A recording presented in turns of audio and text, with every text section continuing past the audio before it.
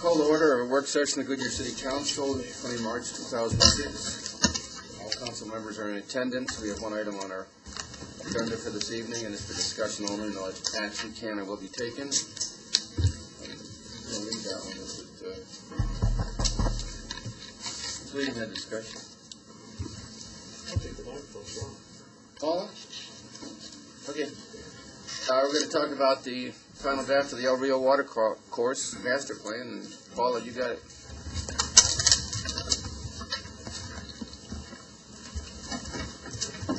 Mayor and Council, we're here this afternoon to talk about the final draft of the El Rio Water Course Master Plan.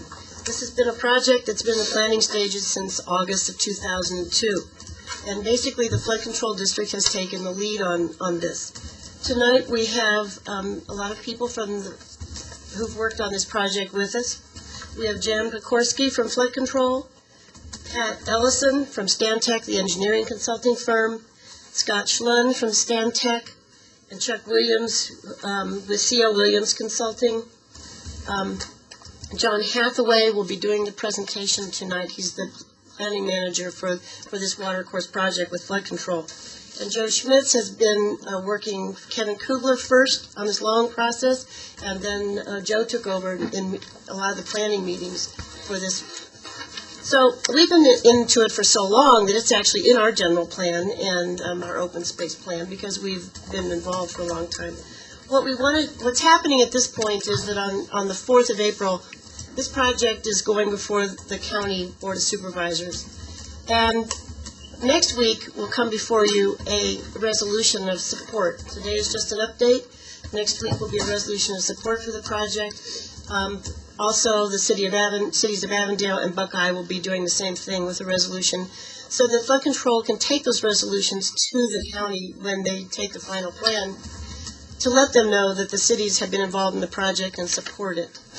The next steps of this important project, which is going to be 20 or so years in the making, is the implementation of it. And the Flood Control District can be a part of that implementation if it is truly a flood control issue when it comes to, say, building a levee. Then possibly we could go partners on some things that are basically flood control and maybe recreation oriented.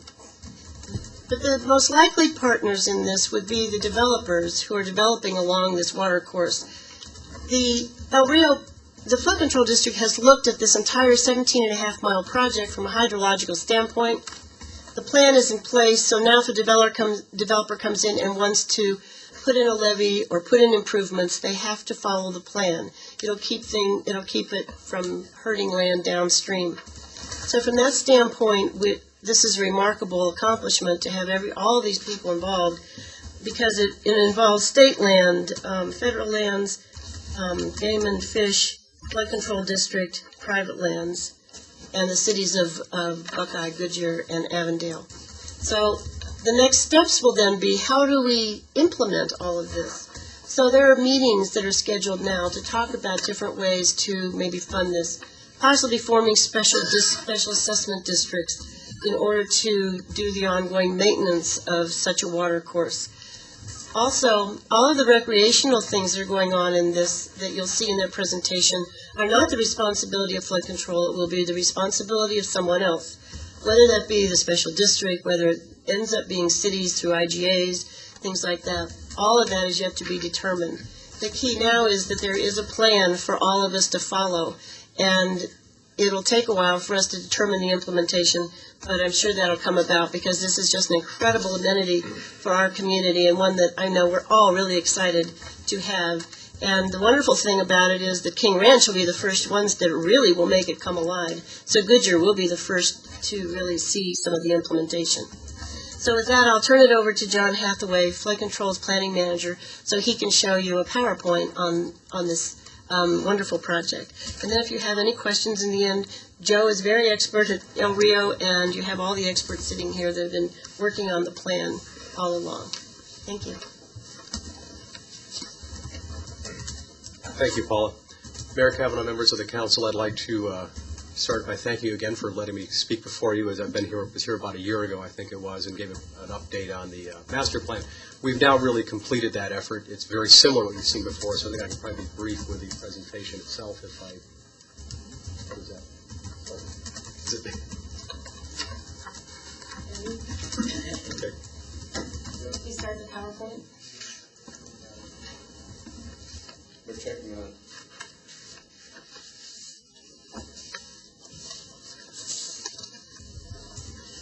See you for a longer period of time. Yes, yes, and I can't bore you by talking too much.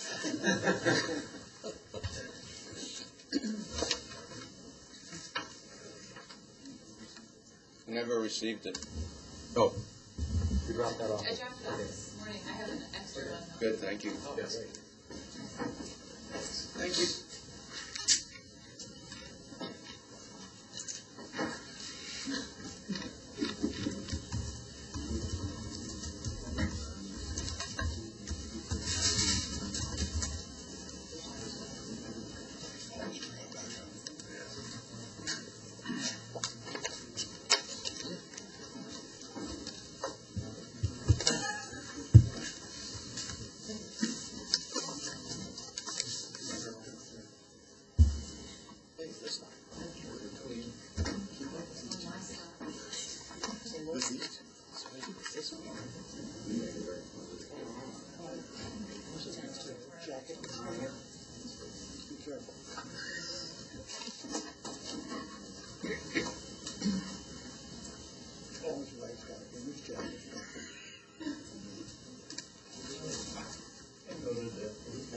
It's a work session.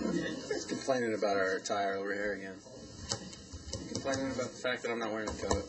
I just hire anybody if you out of Georgia with a suit. That's your opinion. Careful, we've conspired. Remember, four of us traveled together recently. Oh, thank you for your patience. But There we go. okay, well let's go ahead and begin. Please. Great. Okay, thanks. There we go. Back up. Okay. All right. Okay, you said the backup worked, but it doesn't work. Okay. Good. Here we have just a very brief overview of we have a new map which shows the reach of the river, the 17 miles from the confluence with the Agua Fria at Avondale to the State Route 85 in Buckeye. But this thing is different because we actually show the jurisdictions of Avondale to the east, Goodyear in the sort of dark purple color, and green it'd be Buckeye. And of course, what our main aim in all this is to enhance public safety through flood control measures, but to not just focus on those aspects, but to really utilize the river fully by maintaining its natural form and function, but also and through management of vegetation for flood and habitat, but retain the landscape character, focus on the most multiple use opportunities, and utilize the public-private partnership as probably the primary tool for implementing this. The recommended alternative had a major element was really a levee or bank protection along the north floodway line of the river. There would be landscape aesthetics to actually make it blend in with the surrounding community and the river habitat. On some areas, key areas on the south side of the river, we'd also could propose levees, but most of the south side has got natural hard bank protection, so it doesn't really need anything other than just a regulatory approach. And that's really the non-structural alignment. Our vegetation management is a way of dealing with the invasion of salt cedar and trying to slowly replace that with other things primarily for flood control benefit, but also the habitat aspects. But also utilize the grand opportunity we have to make it a major part of the community for recreation and other opportunities. If you could look at your monitors, I can point out the red line along the top is kind of very ragged line. That's the actual 100-year floodplain on the north. On the south, you'll notice that the floodway line actually tends to follow that bank. It's the floodplain and the floodway are actually coincident.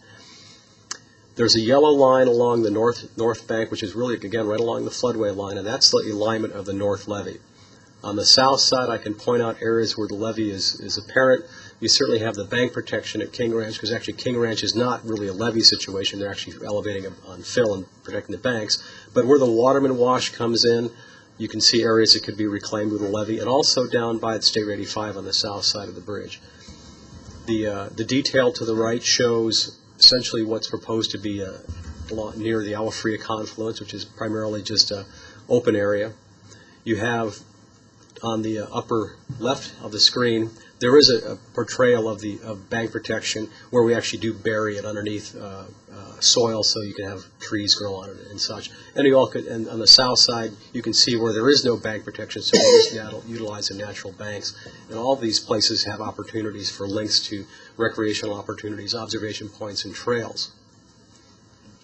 This slide is an illustration we've developed to give a better visualization from a perspective view. What we have is an aerial photograph taken at the end of December from around the area of Buckeye looking to the east. And you can see the farm fields coming right up on the north side, coming right up to the river corridor. The yellow line that's coming up, that's the actual 100-year floodplain, which is the area that we would regulate. Now, within that floodplain line is the floodway. In this area, the floodway line and the floodplain line are very close, but you can see on the north side, about the middle of the picture, near the mining activities near Buckeye, and on the south side, that the floodway actually is within the floodplain. And there are other areas which those represent opportunities for reclaiming land. This line comes in very close to the flood. That would be the alignment of the levees. And then as time goes on, as we go toward vegetation management, one of the tools we have is to actually create open water areas, because salt cedar can't grow in open water. And as time goes further along, we can start by bringing water in as agriculture declines in the area. We can bring in areas where we have put cottonwood corridors, which need to have some flowing water to maintain them so they can out-compete salt cedar. And later on, we see more vegetation areas, and we see how development can occur right next to a wonderful opportunity of the river. Now, functioning as a flood control thing, this would be a moderate flood, and you can see that the river is very characteristic of the river, that it doesn't always flow in one place. It actually can go in different sub-channels. But when we have a major event, really it's contained within the entire flood. That's an illustration. And you notice on the left, part of that area was kind of shown as a possible park area, and that would be a park area that could be partially inundated. Of course, the primary benefit, of course, is trying to maintain a stable floodplain so development can be safe, and also to protect public infrastructure such as bridges. But also looking at the opportunities for open space, we have an illustration, artist illustration of sort of the levee situation where the river is off to the right. You have transportation facilities and trails on top of the levee, and off further away from the river. That's where you can see the development occur. So in looking in cross-section, we do also have an economic benefit, so it sort of helped pay for itself in many ways. So certainly there's that protection of public infrastructure and those costs. There is a potential for reclamation of land from the floodplain to help fund some of it from the construction of the levee itself. But of course, beyond that, there is the enhancement of the property values as the land develops and as you have a safe place to develop next to the recreational opportunities that can occur in the open space features that are very valuable in the desert. Here we are standing at the implementation phase. There are two things that we're working on right now. One is the educational R&D pilot site, where we're trying to determine how best to replace salt cedar. We can't just tear it out because it does provide habitat, so we must replace it with other native vegetation, which is our goal. And so we've actually selected a 10-acre site through an intergovernmental agreement with the Parks Department. We had a parking lot that was constructed in cooperation with McDodd when they were widening Vineyard Road for the Phoenix International Raceway. Those tasks are done.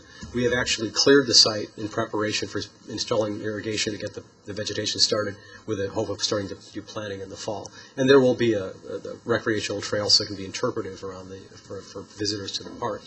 The program demonstration pilot is a little bit longer term effort where we'd be setting up funding to try and get one logical project done. And that's really in the area of the Buckeye Irrigation District takeout lake. And I can give you some more information on that in a moment. But it would be primarily changing the version structure so it could be more easily put back into service, but then also provide opportunities for a park, probably between Avondale, Goodyear, and Maricopa County Parks. This is actually a preliminary drawing.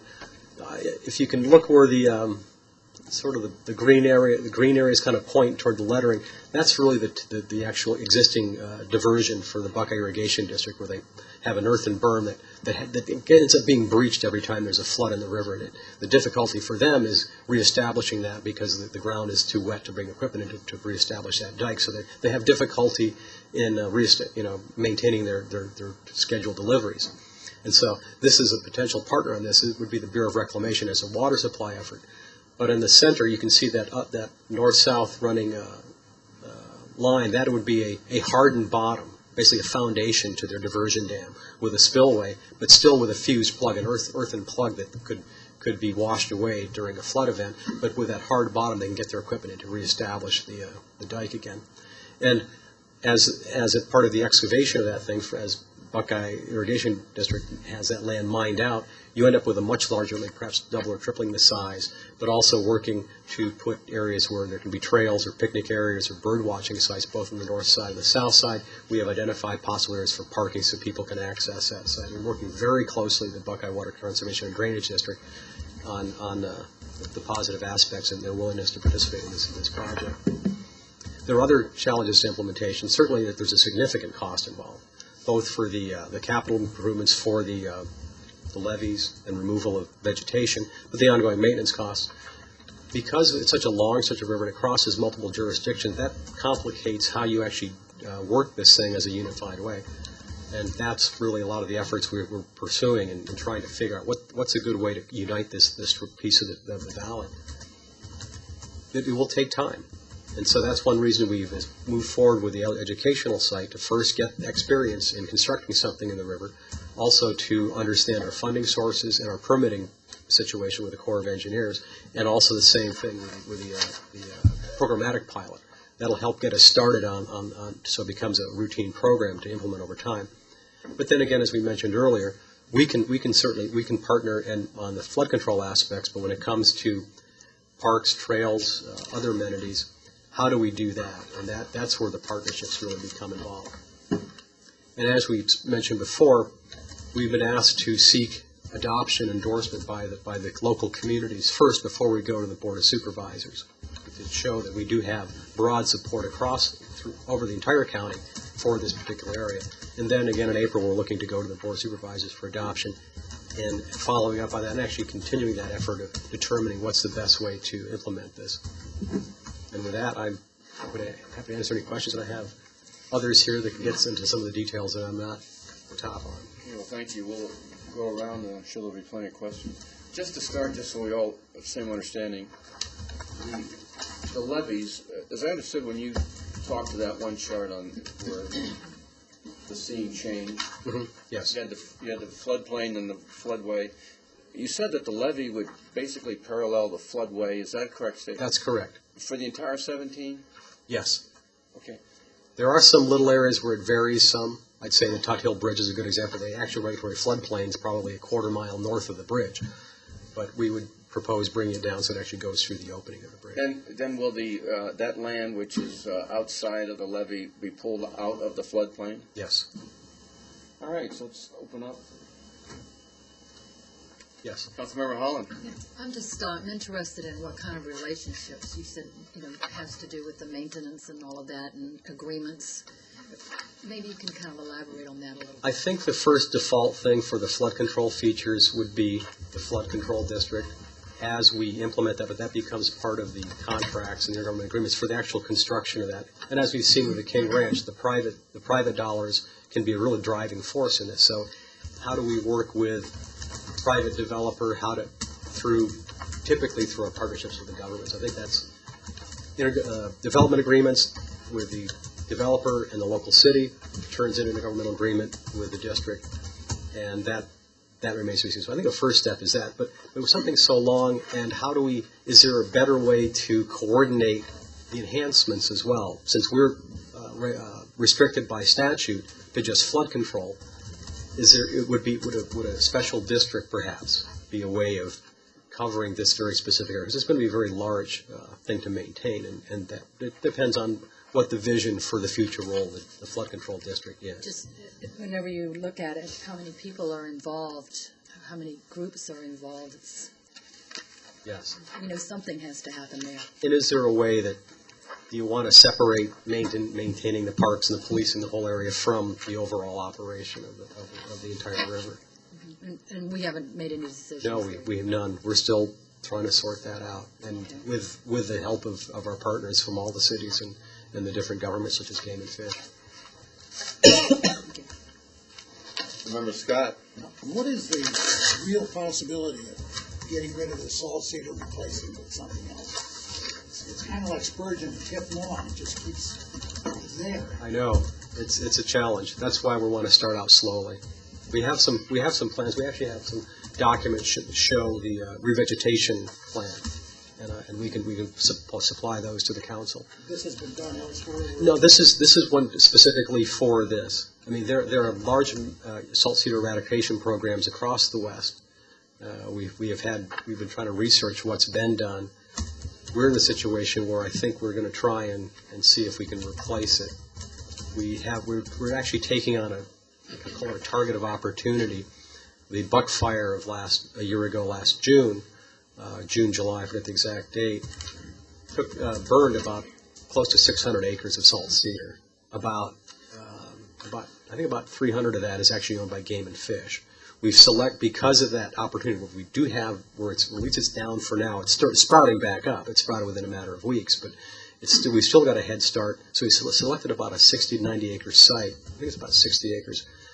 Down off of Miller Road, south of the floodway and Game and Fish land, to actually establish a larger salt cedar replacement site where we're looking at mesquite bosque up on the uplands and some grasses.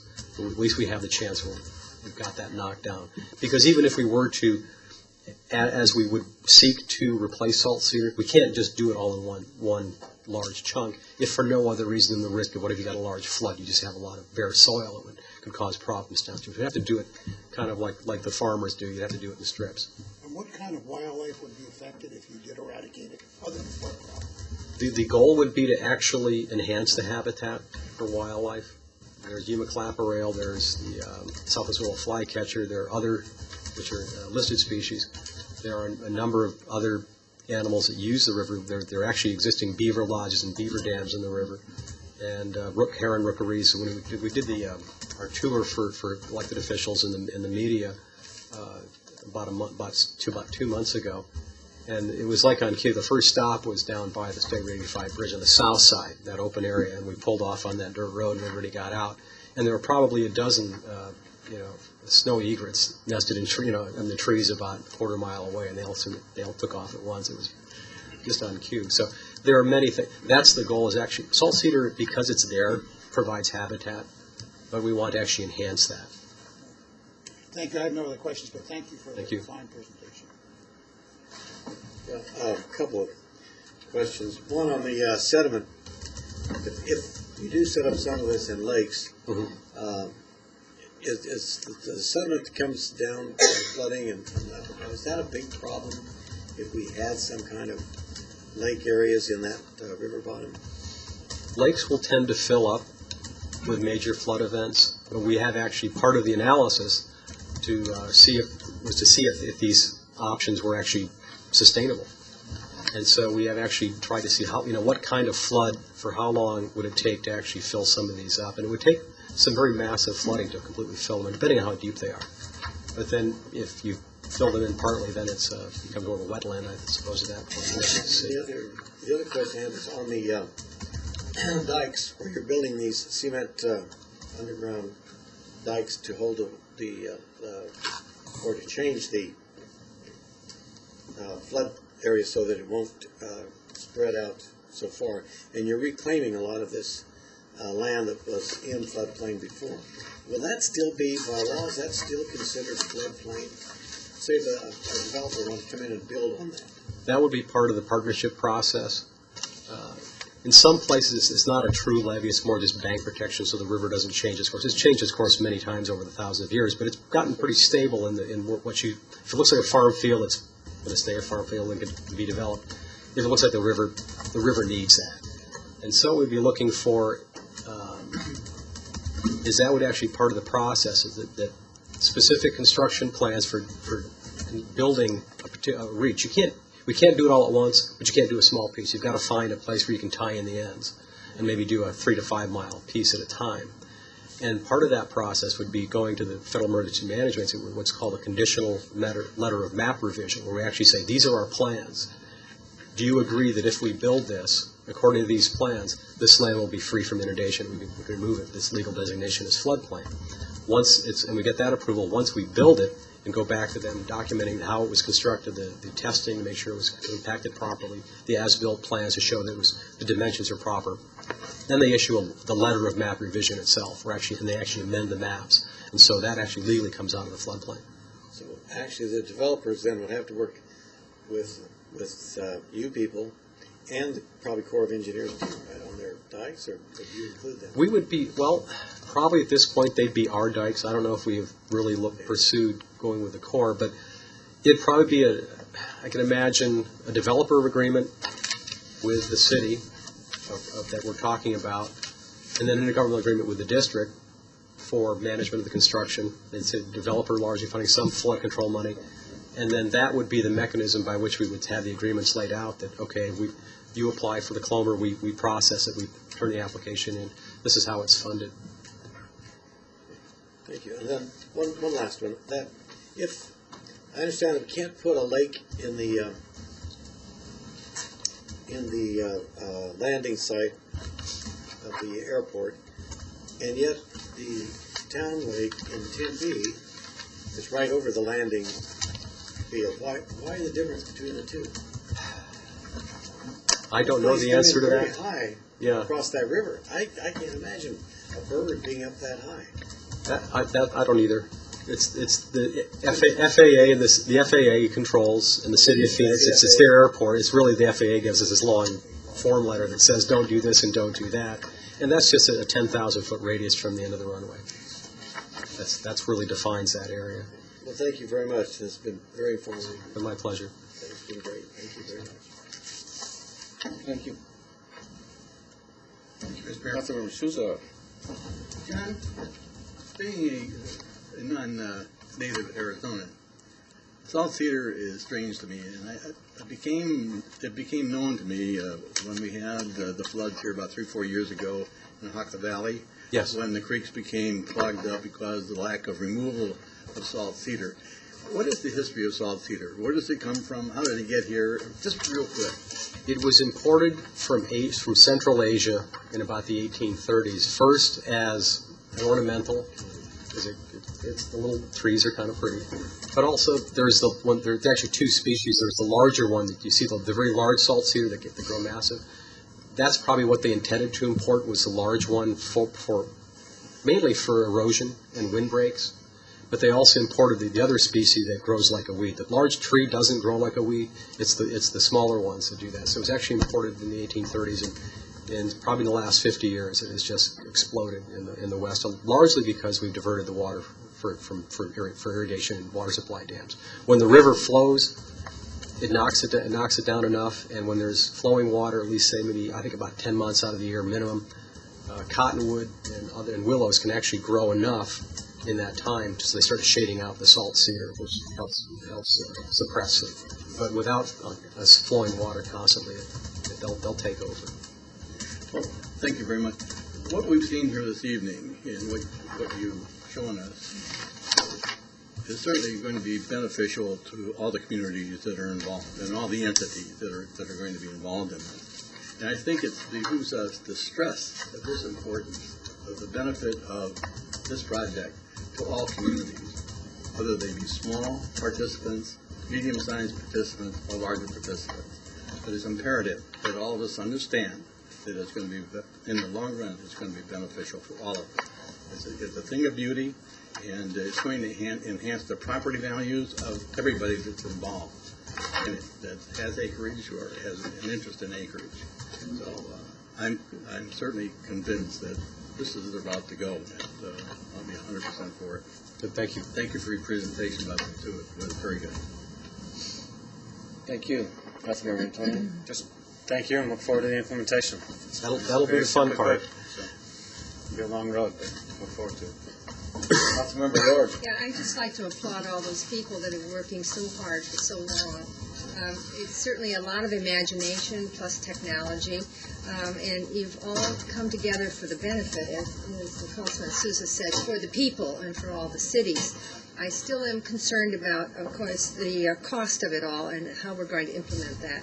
And I understand the flood control district does not get into that part, but do you think because this is kind of the first project, is that correct, in Arizona of this magnitude and nature that's being built, that there would be a possibility of some special financing tool that would be a benefit to the cities coming from the government? There are. It's. I think this is the implementation phase because it's impractical to try and build this all at once. So it's selecting some of these first projects beyond, say, the programmatic pilot. I think that one will be a model for financing because there is that water supply component that the Bureau of Reclamation has already put in their projected budgets for the next several years a modest amount of money to at least start investigating that and hopefully ramp that up to actual funding of construction, because that would be largely a water supply feature. But then as there's the park aspects of it, plus there's the profit to be taken out in creating the lake by mining the material. There already is a percent of gravel mine in that location.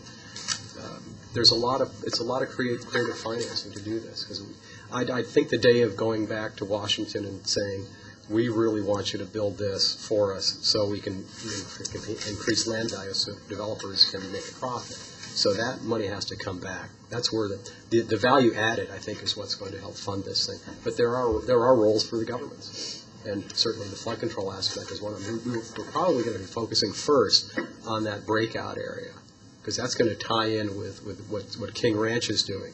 And because of their efforts, there'll probably be a cost savings to the county for that. We're hoping. I can't say with certainty, but it's a cooperative efforts where we start saying we can all benefit, so we all can put a little bit in, and you're not spending your money twice on different things. So it's good. That's going to be the real challenge, is how to put this together. Okay. Thank you. Just a couple other questions. Is Sand and Gravel a partner in this? They are. I can't say they're actually on board yet, but we've spoken to them. We spoke to State Lands with this because of their ownership, and a lot of them. There are very few uses for land within the floodway. One of them is sand and gravel. There's a need for the aggregate as the community develops, because we need the material to grow. But we've seen out in the area of the Buckeye Sand and Gravel Company, that's the real name, where they have excavated, because you get in the western part of this part of the Gila or Buckeye, and the water table is so shallow that they know they're into hydraulic mining just to start. They're dredging, and immediately you have a lake. And so we have game and fish land out there, and I know that company has been negotiating with the Sand and Gravel, or with the Game and Fish Department, to say, okay, we want to expand our operation onto your land, and what we will do is when we're done, we'll pay you a royalty, and then when we're done mining it, we will leave it behind in a way that gives you a shallow shelf around the deep mining part, which gives you a chance for marsh and separation for animals. So that you do have a buffer between, say, bird watchers and other observers and hikers for that emergent marsh around the shoreline, and then the deeper part is open water, and you just have and so you work with them that the reclamation of their mine site is ideal for an open water feature, a wetland, and a lake.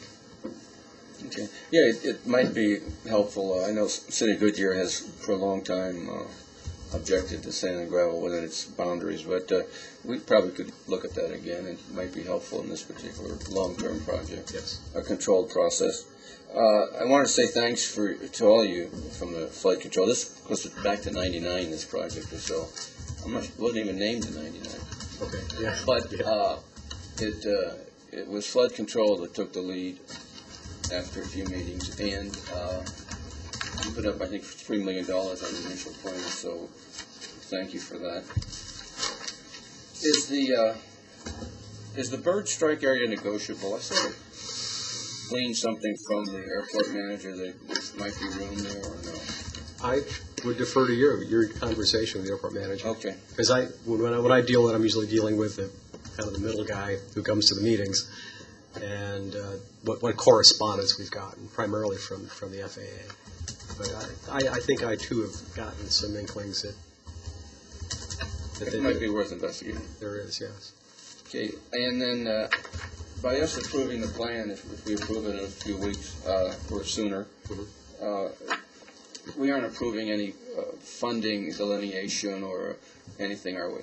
No.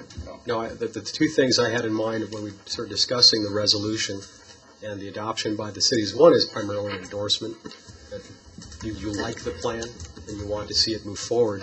The second thing was, do you need to do anything within your own city, such as amending your general plan? Well, I found out tonight it's already been done. This is actually still part of the general plan, which means the developer comes in. It's just like any part of a general plan. This is, if you want to develop, this is how you have to contribute back to the community. You have to follow this template. Would it be reasonable to expect that flood control is going to fund the levees over the long term? Probably pieces of it. I think where it's needed to connect it and make it work, that would make sense. Where you have large private land holdings that will be reclaimed from the floodplain, that makes sense for the private developer to fund those portions of it. So I think we're the ones that try and make it unified. But without cooperation from private sector and other public monies, that's going to dictate how fast this occurs. It's the question is, well, how long is this going to take? And it really comes back, well, how long do you want it to take? And no one has a big pot of money to just do this, especially if the main benefit is some landholder suddenly gets a windfall. I don't think that's probably not proper use of government money, but it's that leveraging of all the pieces that really make it worthwhile. So the benefits balance the expenditures. When would you expect the partnership of all of us to come to agreements on funding? The initial, like the King Ranch area, that sort of thing. That's uncertain. I could defer to one of my staff on this, but I'm not sure if it would answer your question. My sense is that there's probably two levels of this agreement. One is kind of the broad idea of how do we manage 18 miles or more of this river. But the other one is what makes it really happen, is when you have a specific proposal. Someone says, I want to do this from here to here, and let's see what we can do to get together on that. And I think the first example is King Ranch. I mean, they were ahead of us, and so we worked with them to make sure everything would fit, and it would be compatible both from a hydraulic and a sediment transport, which is our biggest concern, that it physically worked, and that also would be compatible with what we were doing, how we're planning the rest of the El Rio. And that's going to start, I've thought for a long time that what the experience of King Ranch is going to really illuminate this whole thing. When you see a private developer putting a lot of their own money on the table to build something that benefits them, but also benefits the rest of the community. Make no mistake about it. They need to reclaim a lot of land to make it profitable. And that's working with the McDOT, Goodyear, and the district to do that. But and a lot of the things that the city wants is how does this fit in with the community aspects, the quality of life pieces, and that's I would wish King Ranch to sell out very quickly and be very profitable. And what that will do is that will spotlight this whole thing as that this is how you can make money along the Gila River, not just by trying to speculate, but actually make something actually happen and not just trade dollars.